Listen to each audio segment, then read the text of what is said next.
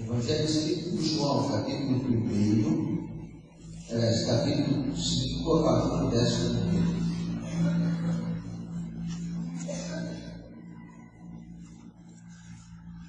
Nos diz assim o texto da palavra do Senhor nosso Deus. Eu gostaria que você compartilhasse com alguém do seu lado, com alguém na Bíblia, para que possa ou ela possa acompanhar a leitura do texto bíblico.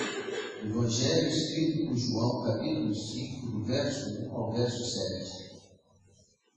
Depois disso, havia uma festa dos judeus e Jesus subiu a Jerusalém.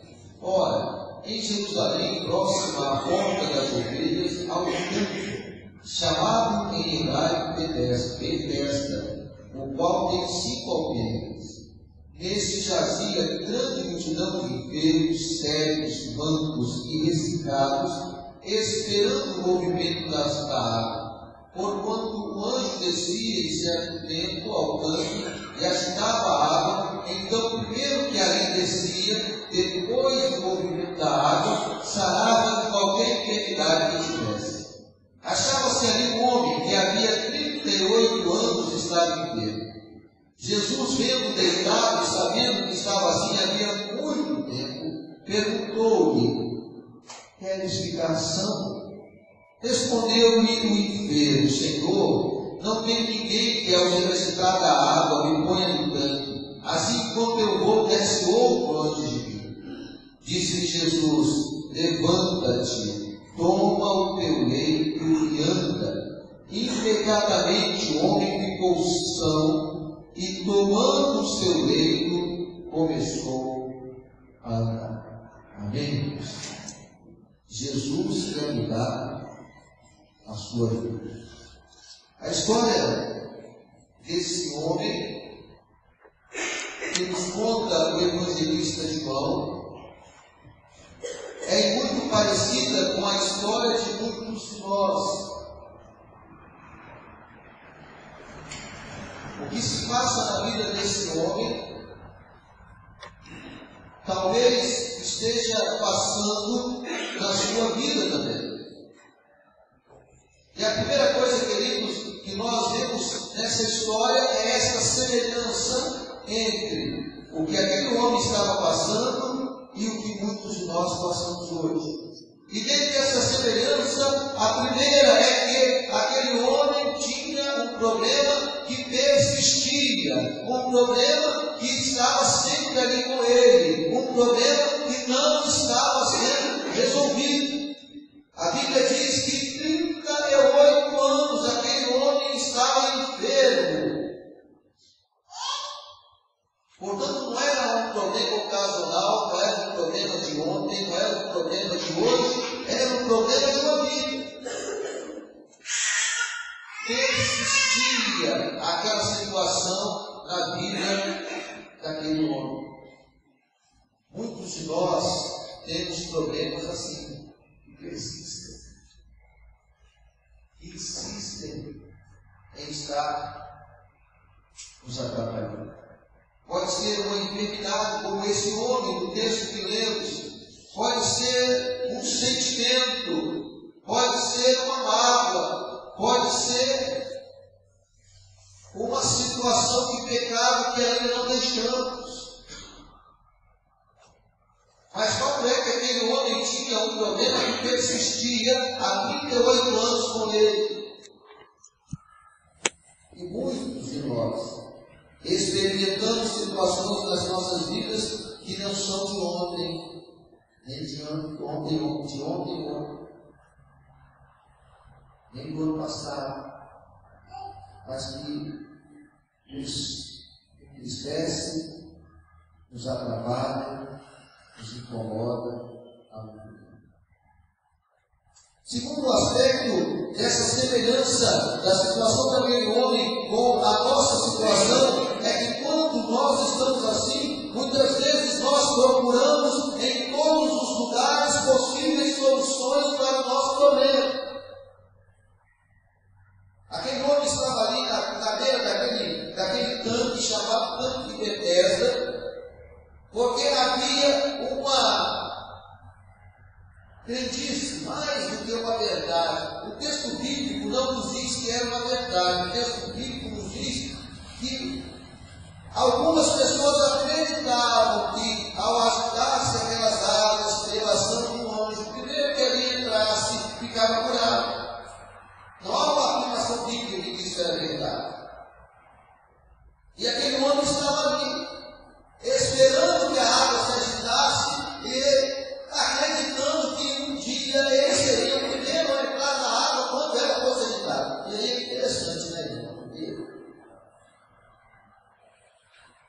A pior coisa do mundo é quando alguém diz que em algum lugar tem a solução para o seu problema, mas que talvez naquele dia você não consiga, porque você tem que ser o primeiro, tem que ser o que faz isso, o que faz aquilo, e se você não fizer, o problema está não por dentro do lado. É muito fácil. E muitas pessoas, hoje, talvez essa seja a sua situação, procuram a solução aqui e acolá. Às vezes até em crendices, em superstições. E pasmem que existem crendices e superstições evangélicas. Vai ser mais moderno, gospel. Existem.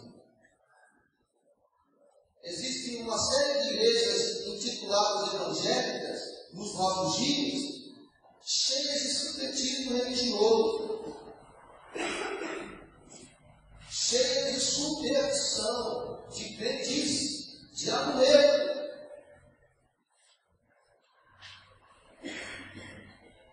Nós, que outrora, no passado, que já é distante, criticávamos a Igreja Católica pela idolatria,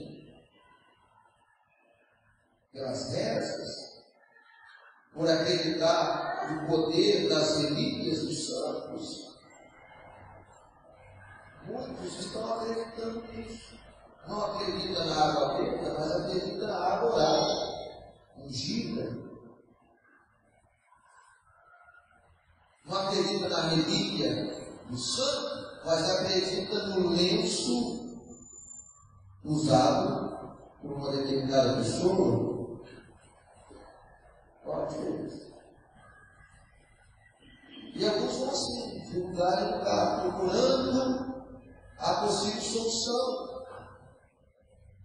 E aquele homem estava ali, à beira daquele tanque, porque ele acreditava. Alguém disse para ele, ele ouviu dizer que isso era verdade. O texto não nos diz que ele estava à beira daquele tanque 38 anos. Mas a verdade é que aquele tanque de Betesda estava lá antes dele nascer. Então, provavelmente, assim, alguns anos, não mesmo, aquele homem esteve ali sentado à beira daquele tanque, esperando a água agitar-se e ele ser o primeiro a entrar dentro das águas. E nunca ele era o primeiro, se é que a água podia se ficasse agitada. Porque às vezes ele cochilava, não sei, e não vinha. Por quê? O perigo que eles falam isso pode ser nessa noite. As superstições são assim. Em alguns lugares a cura é essa. Quando ela acontece, é mérito de quem orou. Quando ela não acontece, é desmérito de quem não acreditou. E aí é muito fácil. Quando ela acontece, é porque ali há poder. Quando ela não acontece, é porque quem foi lá não foi com fé, não fez tudo que disseram que tinha que ser feito, não se entregou totalmente, não participou como deveria participar.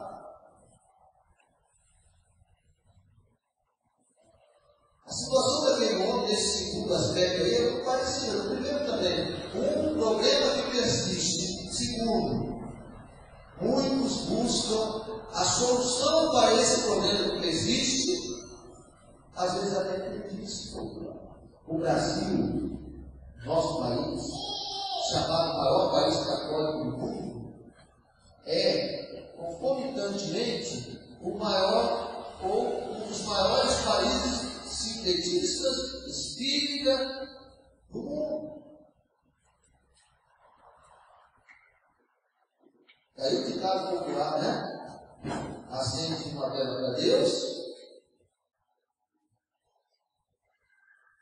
e outra não vou completar. Mas vocês têm. É o nosso Brasil. Pessoas vão na missa e vão sem espírito. E vazam. Pessoas vão no culto evangélico e vão sem espírito. Pessoas vêm na igreja, vão necessitar de fiesta e se formam ocultismo.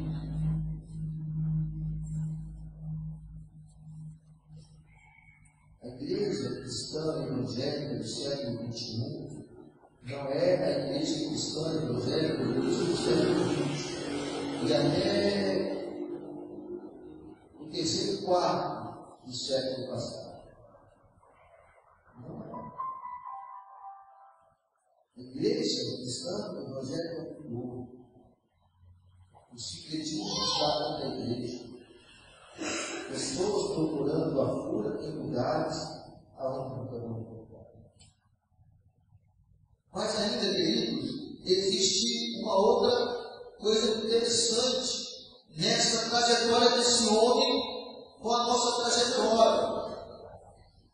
Ele disse para Jesus que ninguém, quando a água se tornava agitada, ninguém pegava ele e colocava ele dentro daquela água. O que significa que aquele homem estava sozinho.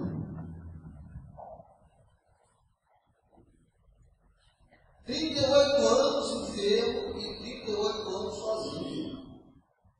Aí esteve para Jesus. Acreditando-se que a água se era agitada pelo anjo, acreditando-se que ao entrar pela primeira vez, depois da água ser agitada pelo anjo, a pessoa ficava curada, ele nunca era a primeira pessoa, porque ninguém estava ali para fazer isso com ele, lógico. Só se fosse o pai ou a mãe dele. Caso contrário, a pessoa dele ia entrar dentro das águas, porque ela deveria ter um problema para ser curada. Ia colocar o filho dela, porque ela tinha um filho para ser curado. Ia colocar a esposa, o esposo, o pai, a mãe, e ele não. Ele estava sozinho.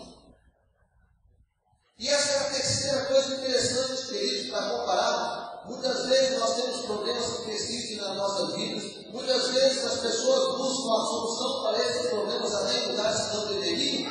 E terceiro, ninguém nos ajuda às vezes a resolver esses problemas. E quanto mais sério e mais grave é o nosso problema, menos pessoas interessadas em ajudar você vai encontrar. Começa a contar o seu problema para alguém, e dependendo da hora que você estiver contando, alguém, a pessoa vai começar a desconversar. Peraí, eu tenho que fazer não sei o que, eu tenho que buscar onde, depois ele conta, depois ele fala. E já não quer nem saber, a pessoa disputar, ainda vai se sentir responsável, não quer se sentir responsável. Se era assim na época de Jesus, imagina na nossa época, em que o individualismo é uma marca da nossa sociedade. As pessoas estão interessadas em si mesmas. Na sua casa, no seu carro, no seu trabalho, no seu estudo, no seu lazer, na sua saúde, nas suas finanças, no seu bem-estar, no bem-estar do seu filho. É tudo meu. A maioria das pessoas não estão interessadas. Até mesmo com relação à igreja, queridos. Muitos não estão interessados na igreja, sabe por quê? Permito dizer isso para os membros da primeira igreja batista de Cariacica que estão aqui hoje. Muitos de vocês não se sentem parte da igreja, porque não participam, não trabalham, não se tomam, não se dão, como se a igreja fosse vocês.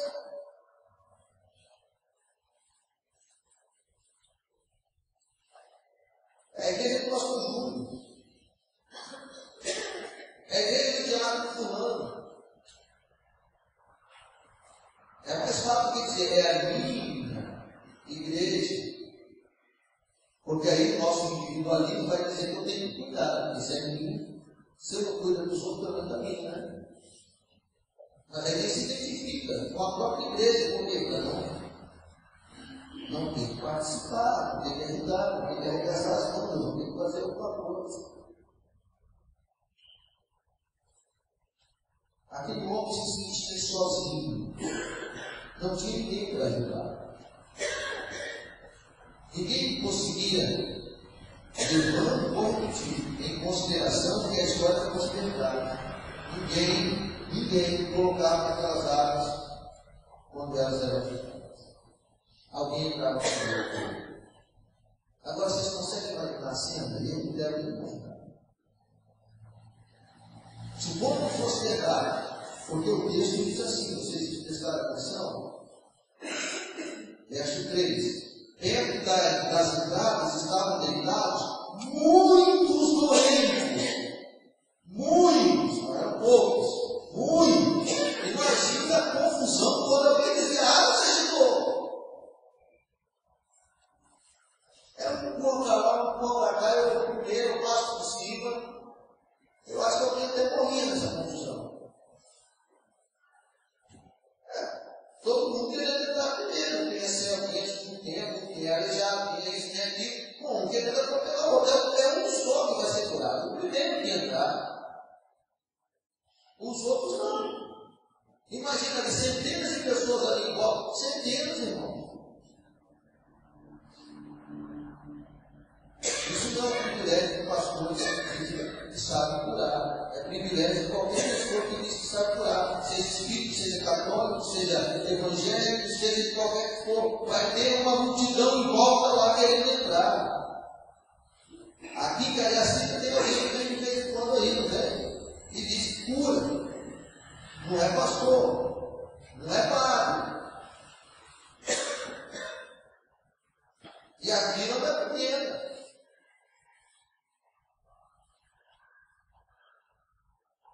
Imagina a confusão. Mas todo mundo vai esperando a água ser secada. Porque ele já desencanou. Os pais já desenganaram, a sociedade já desenganou. Ninguém mais diz que tem solução. Se a água vai se agitar, e o primeiro que entrar vai ser curado, a hora que a água agitar, vai ser o Deus que nos ajuda. Todo mundo vai querer entrar.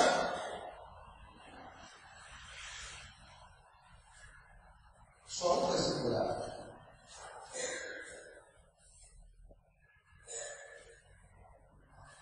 E ele não conseguiu. E aí, queridos, acontece algo extraordinário naquele dia, na vida daquele homem. E essa é a segunda coisa dessa noite. A primeira são as semelhanças entre o problema daquele homem e os nossos problemas, como ele agia e como nós agimos, como acontecia com ele e como acontece conosco, como acontecia naquela época e acontece na nossa época. Segundo aspecto é como Jesus entrou na vida daquele homem, Jesus entrou na história daquele homem, e Jesus mudou a vida e a história daquele homem. Não me perguntem por quê, dentre tantas pessoas que ali estavam doentes, Jesus dirigiu-se àquele homem paralítico há 38 anos. Não me perguntem por quê, mas o evangelista João diz que Jesus chegou perto daquele homem e fez a pergunta simples, né? Você quer ser curado? E aquele homem começou a pensar racionalmente. E ele começou a dar as explicações para Jesus. Jesus, eu quero ser curado. Mas, todas as vezes que a água se agita, ninguém me coloca na água. Alguém entra primeiro que eu não sou curado. Aí ele pensou assim, será que Jesus vai ficar aqui do meu lado? Não é? Vigiando a água, toda a água se agitar, opa, ele vai me botar lá dentro. E aí eu vou ser curado. Se Jesus tivesse dito para ele, então tá, eu vou sentar aqui do seu lado, nós vamos ficar aqui conversando.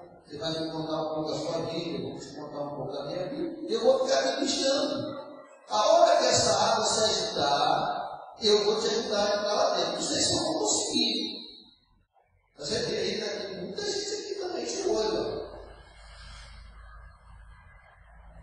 Tem gente se revezando para vigiar, porque enquanto um dorme, o outro vigia. Porque se a água se agitar, tem que ser o primeiro.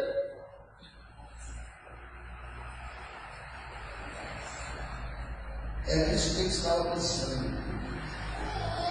E é esse o seu problema. E é esse o meu problema. E esse é o problema de muitas pessoas. Jesus se aproxima de nós, querendo mudar a nossa vida, e nós começamos a pensar racionalmente. O que vai ser? Como vai ser? Não pode ser, não é fácil, é muito difícil. Eu tenho que fazer isso, eu tenho que resolver aquilo, eu tenho que fazer uma série de coisas, a minha vida é muito complicada.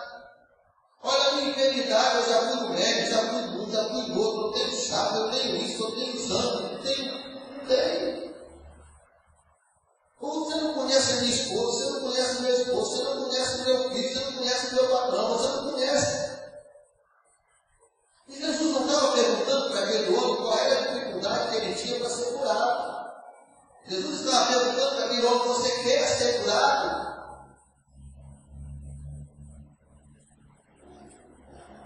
E aí, queridos, aquele homem nem precisou responder: olha, esse texto é fantástico. Porque Jesus chegou e disse assim: eu quero ser curado. Jesus ouviu as explicações dele, não viu? Senhor, eu não consigo entrar na água sozinho e ninguém me ajuda. Jesus podia ter perguntado a ele: você quer ser curado? Você quer que eu te cure? Jesus não perguntou a segunda vez. Jesus simplesmente olhou para ele e falou assim: levanta.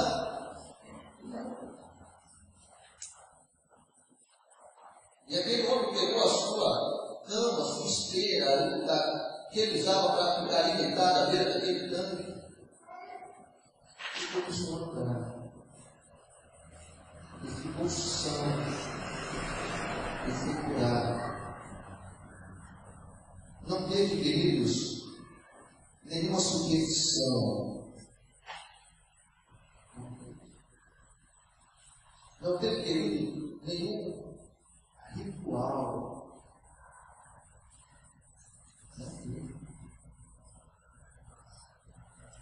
Simplesmente Jesus quis fazer com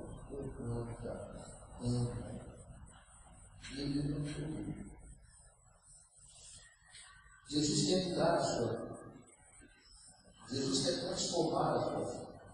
Ele não está perguntando para você como está a sua vida.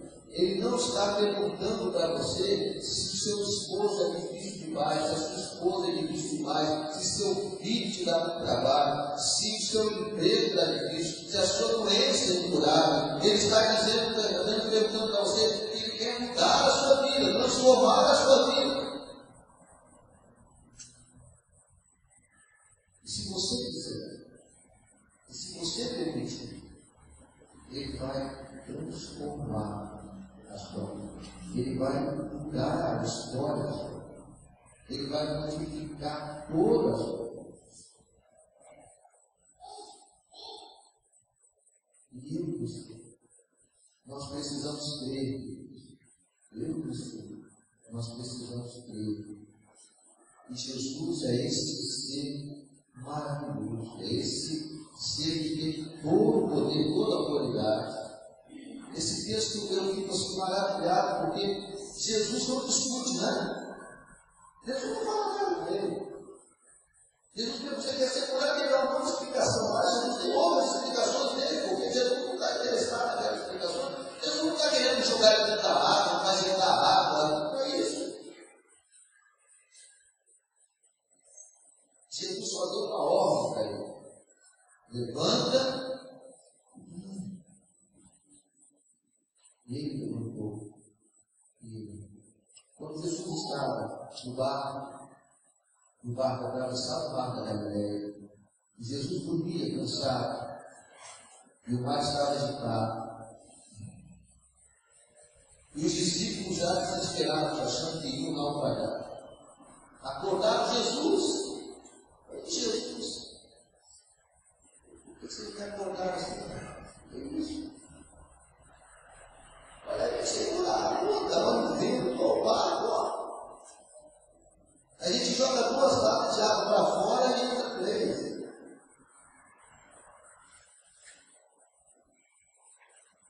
Jesus levanta, olha para o vento, para o mar, como que ele está falando, como um pai falando com o filho, né?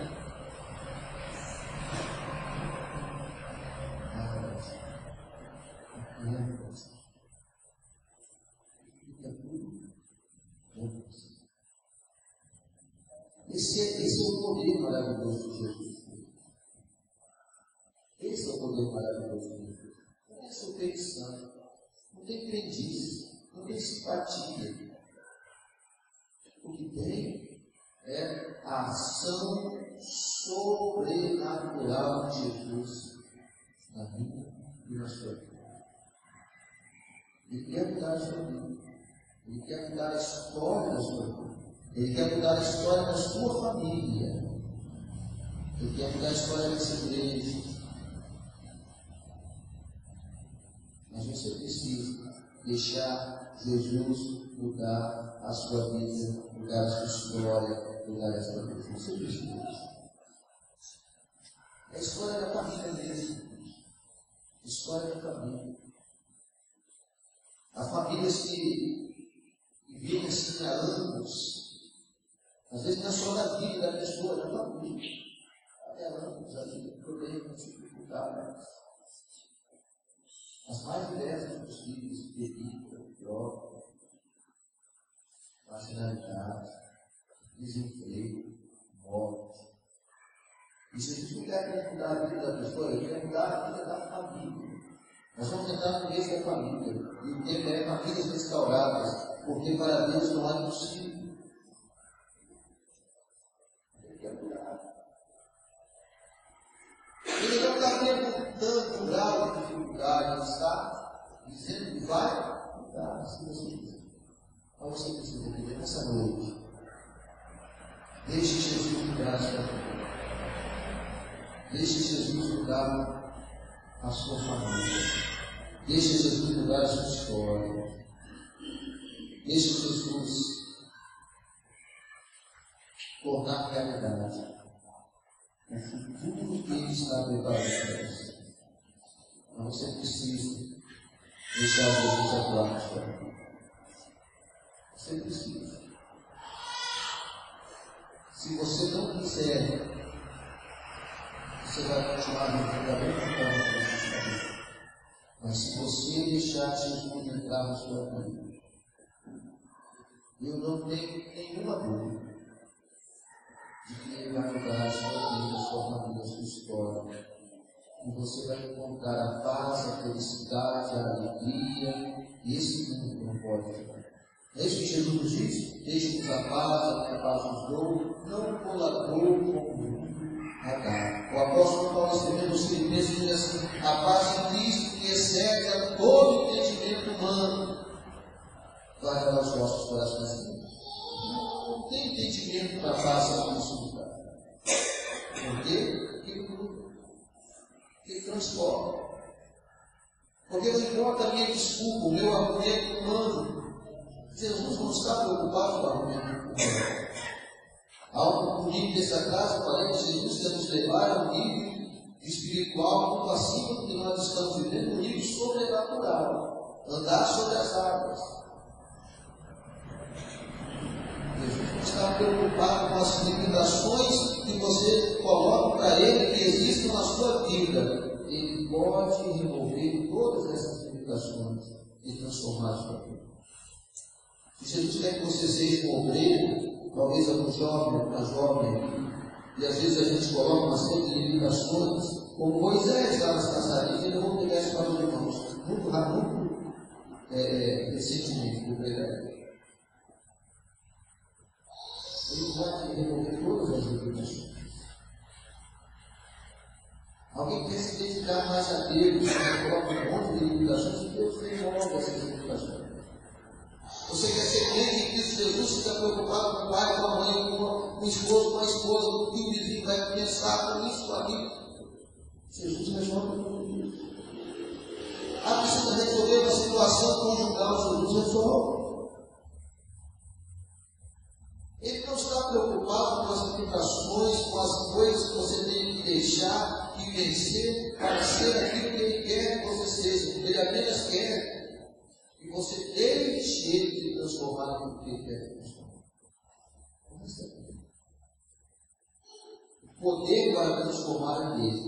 O poder para transformar o seu coração é dele. O poder para transformar a sua família é dele. O poder para remover as barreiras é dele.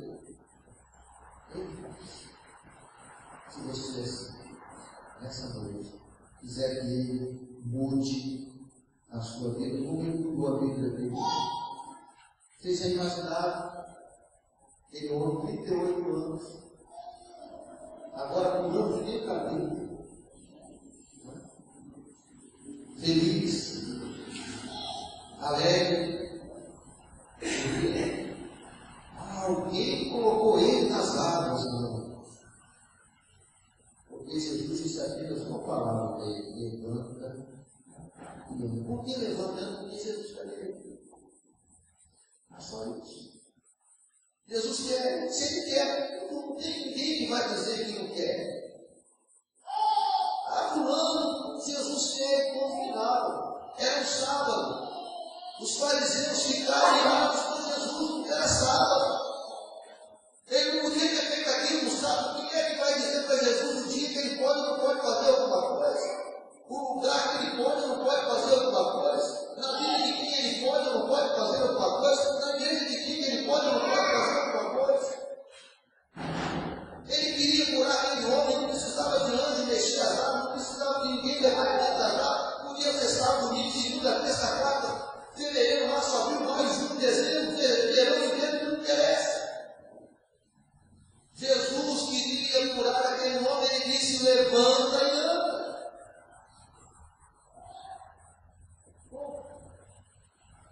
Aquele homem levantou e andou. Jesus quer transformar a sua vida. Deus quer cuidar da sua vida. O que você precisa fazer? Dizer a Jesus: entra na minha vida, entra no meu coração. Entra na minha família, na minha casa, no meu lar. Zaqueu fez isso. Que coisa espetacular. Um dia eles vão pregar. Já peguei aqui Zaqueu, não vou pregar de novo. Um dia desse. Zaqueu disse assim para Jesus. Zaqueu queria ver Jesus. Não, Zaqueu, mas Jesus que se convidou. Jesus olhou para Zaqueu e disse: eu quero almoçar na sua casa hoje. Zaqueu podia ter dito assim: não, hoje não, hoje. Olha, minha esposa não é em casa, eu não fiz a feira, não recebi ainda, não tem nada lá em casa, eu vou marcar um fluxo lá, mas eu não vou. Não, Jesus entrou. O texto diz que Jesus entrou na casa de Zaqueu, literalmente. Ele entrou pela porta da casa de Zaqueu, sentou na mesa da casa de Zaqueu, almoçou com Zaqueu, literalmente. E Zaqueu não foi mais a mesma pessoa. A casa de Zaqueu não foi mais a mesma pessoa. Não foi. Ele não esperou nem o almoço terminar. Zaqueu levantou e falou: Jesus, eu não posso ser mais a mesma pessoa. Por quê? Porque Jesus entrou na casa de Zaqueu. Ele abriu a porta e Jesus entrou para dentro. Se tem dificuldade, sai. Se tem demônio, sai. Se tem uma culpa, sai. Você pensa que tem, não? Estou falando que tem, não. Se você pensa que tem, sai.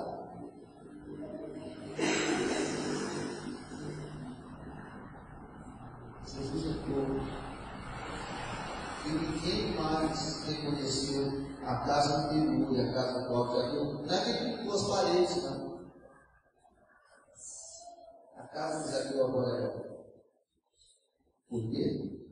Porque Jesus fez. Nessa noite, Jesus quer entrar na sua vida. Jesus quer mudar a sua história. Jesus quer mudar o seu coração. E você precisa apenas abrir a porta do seu coração e deixar ele entrar. No livro de Apocalipse, nós temos esse texto maravilhoso. Ele diz sua porta. Se alguém ouvir a minha voz, abrir a porta, eu entrarei, se querem com ele.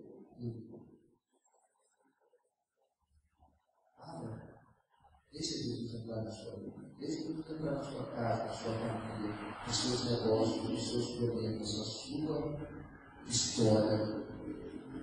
E você vai ver. E aquilo que em 38 anos ninguém pôde fazer. Aquilo que em 50 anos ninguém pôde fazer.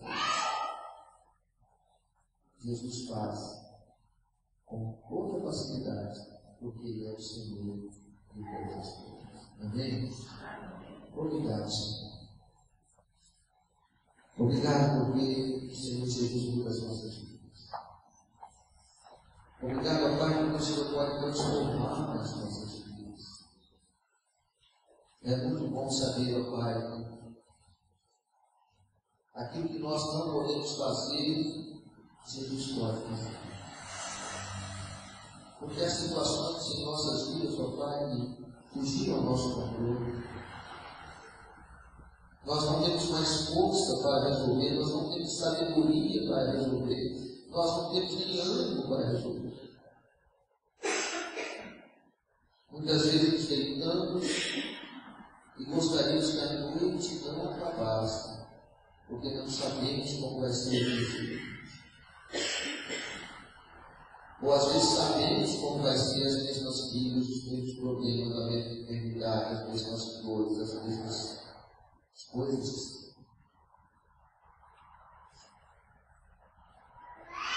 E nós louvamos, porque esta sabedoria, esse poder, esta capacidade que nós temos, Jesus tem. Ele muda a nossa história, ele muda a história da nossa família, da nossa vida, do nosso filho. Ele tem poder para salvar os nossos familiares, ele tem poder para curar as nossas enfermidades, ele tem poder para tirar do nosso coração aquele sentimento que nós não queremos que esteja lá, mas ele tem que estar. Ele tem poder para perdoar os nossos pecados, mesmo aqueles pecados que nós choramos quando nos lembramos, nos envergonhamos quando nos lembramos. Jesus tem poder para perdoar. Como é maravilhoso saber, Senhor Jesus. E uma palavra tua, apenas uma palavra tua é suficiente. Porque o Senhor tem toda a autoridade do céu, na terra, debaixo da terra. Nenhuma criatura nesse universo está acima do teu. Agora, Pai, nós te pedimos que o Espírito Santo possa trabalhar nos corações daqueles que se encontram nessa noite. E que precisam abrir a porta do seu coração, a porta da sua casa, a porta da sua família, para que Jesus entre. Que teu Espírito possa estar convencendo-os, ó Pai, de que precisam tomar uma decisão firme com Jesus. Dá um passo em direção a Jesus, na certeza de que Jesus vai mudar, vai perdoar, vai transformar, vai trazer a paz e a alegria que seja uma promessa. Permita, Senhor, que nessa noite o teu Espírito possa estar trabalhando e fazendo aquilo que nós não temos como fazer, porque é obra do teu Espírito. Convencer-nos de que precisamos de Jesus. E que ninguém sai da tua casa nessa noite sem experimentar esse poder transformador, maravilhoso poder transformador de Jesus.